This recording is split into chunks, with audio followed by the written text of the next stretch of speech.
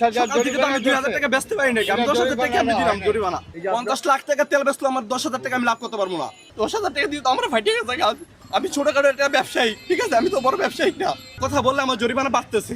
যে আমি একজন বাংলাদেশি নাগরিক হয়ে আমি যদি একটা কথা না বলতে পারি, তাহলে কি মূল্য রইলো আমার এখানে? সে তো আমার মানবতায়, সে তো আমার ভালোবাসার জন্য আসতে নাকি, সে তো আমার খারাপ সময় দেখবে, ভালো সময় দেখবে। সে যদি আমার খারাপ সময় সে আমার পাশে না থাকে, তাহলে আমার কেমন হলো? সে আমাকে বলবে যে তুমি মনে করো 50 লাখ টাকা তেল বেশি আমার 10,000 টাকা লাভ হয় না। আমার কোম্পানি থেকে মাল না দেয়, আমি কিভাবে বেচবো? দেখেন তো, সে বুঝলো না, না বুঝছে তো আমি, সে আমার কাছে জিজ্ঞাসা করছে যে তোমার কাছে তেল আছে কিনা।